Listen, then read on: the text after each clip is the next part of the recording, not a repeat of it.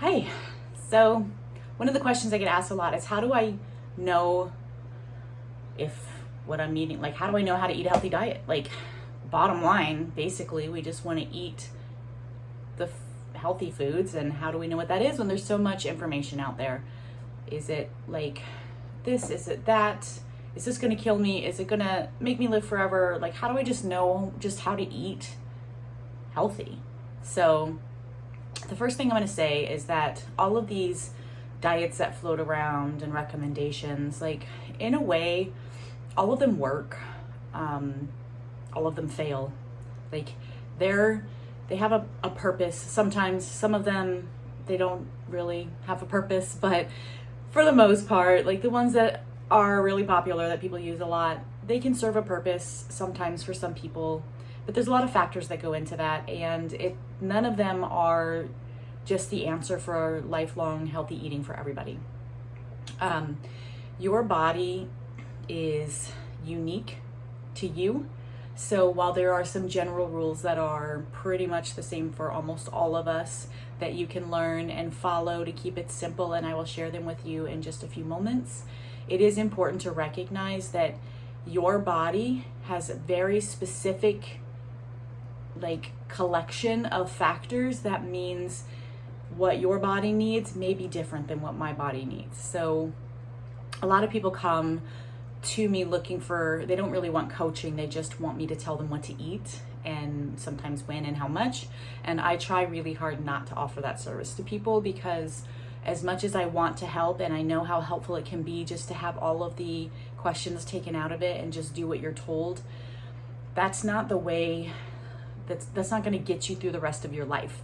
Your body has needs that change over time, and if you don't learn how to figure out what those are, you're going to find yourself in a pickle over and over and over again. So I prefer to teach people how to listen to those signs and connect with their body in that way, so that you can figure out what you need to eat now, and then as that changes, you can keep up and you don't have to pay someone to tell you what to do, who's really only guessing anyway, because I could tell you what I eat that makes my body feel great, but that might not make your body feel great.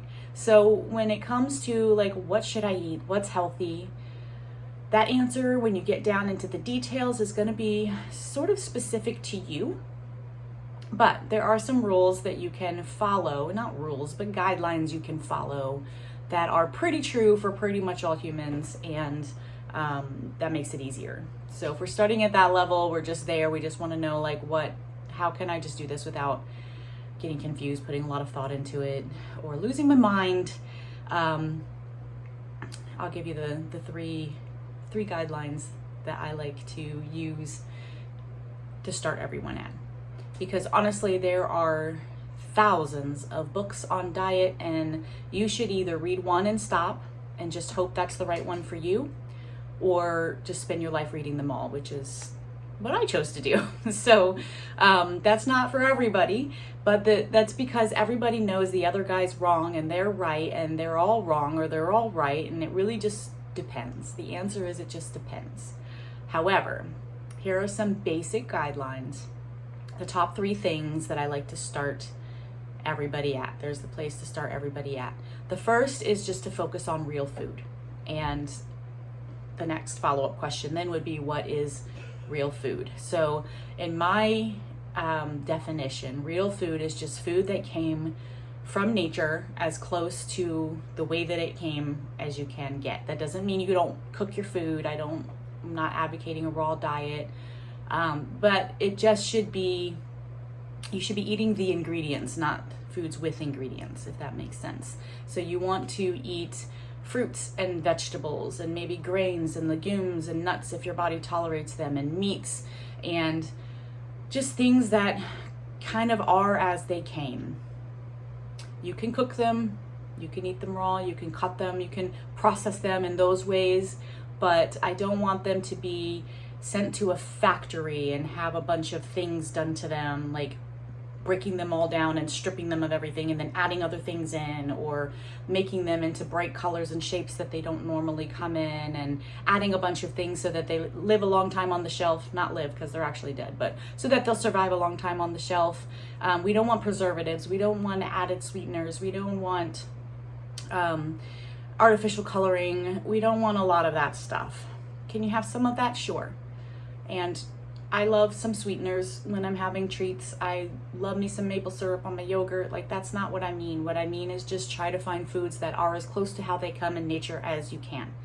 So eating an apple instead of apple cinnamon Cheerios, for instance, if that helps kind of differentiate. Like, there's an apple and then there's this long list of ingredients. So if it's still confusing, or if you're not sure how to determine from things that come in a package which ones are more real food and which ones aren't, because obviously the produce section that's real food, but if it comes in a box or a package, look at the ingredients label, not the nutrition box, but the ingredients label, where it lists out all the things that are in it.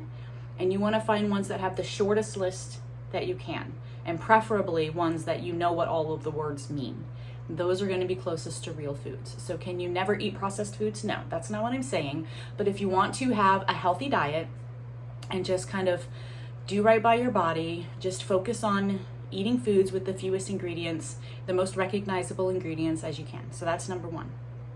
Number two is focus on what's good for your gut. And this is a little harder for people because most of us don't really know what's good for our gut. It's kind of a new field. It's really popular. Everyone's kind of heard of gut health, but not a lot of us know what that means. So that one will take a little bit more learning and getting used to. But if you keep it in the back of your mind, as you become aware of things that are good for your gut, those are the things that you should kind of put on your go-to list and your autopilot. So I do a lot of videos on gut health. My business partner, Lindsay Larson, also does a lot of stuff about gut health.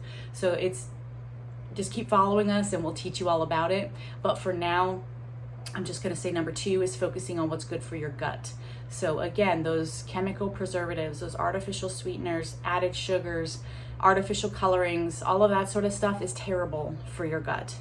Things that aren't really food, but are just kind of made up in a factory, terrible for your gut. Things that are good for your gut generally, if you're not suffering from some like severe gut damage, things that are generally good for your gut are fruits and vegetables, grains, fermented foods. So things that come from nature that your body can recognize and was designed to eat. Those are generally good for your gut.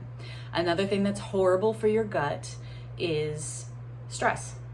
So a lot of non-food things can really damage your gut. Stress, alcohol, medications, all of those sorts of things can be really hard on your gut. And if you've had a lot of those things in your life, medication, stress, things that maybe it's kind of hard to get rid of, there are things you can do to like support your gut and heal it. So don't worry, don't feel like all is lost, but focusing on things that are good for your gut would be the number two baseline guideline that I have. And then the third guideline is listening to your body. So I mentioned at the beginning that your body is unique. A lot of times a lot of people don't know what I mean when I say listen to your body, or they think it sounds really like woo-y and like you're in yoga class or whatever. And it is a little bit like that, but basically humans are the only creatures on the planet that really like get confused about what to eat, right? Everything else that's living on the planet, they know what to eat, they know what to drink, they know how much, they know when they need it, and they go on with their lives. Humans overcomplicate it, but our bodies don't. Our bodies aren't overcomplicated. It's just our brains that are overcomplicated. So as you learn, and you might have to turn some alarm bells off that are going on in your body right now, a lot of inflammation, illness, pain, things like that, make it hard to hear what your body needs. So you might need a little bit more therapeutic work to turn some of those signals off, some of those bells off, so that you can hear. But when you get used to listening, your body tells you what makes it feel good and what doesn't. So as you progress in this journey, just try to listen and pay attention to what your body needs. And again, you might not know what I mean by that. It's a little hard just coming out of the blue, trying to figure it out. But you can start by, after you eat something, just be still and see how it feels in your body. And then maybe 20, 30, 40 minutes later, be still and see how your body feels. That's a great place to start. That'll set you on the path and get you there. So there's a lot of learning that can happen in those 3 guidelines, but if you just start where you are, do the best you can with what you've got, and just know that your body knows, then you'll be doing okay. You don't have to worry about anything else that anybody else says. You don't have to worry about organic or GMO or vegetarian or gluten-free or any of that other stuff. You don't have to worry about any of the trends, any of the other things that people are saying. If that's overwhelming to you, if you're just starting out or you don't want to mess with it, you have other things to do with your life, just start with those 3 guidelines. Eat real food, focus on what's good for your gut, and listen to your body. Okay? Awesome. So if you want to know more, or if you want to talk to me about your specific situation, go ahead and click the link in my bio, schedule a free call, and we will have a strategy session focused just on you, and we'll talk about what you need. Talk to you later.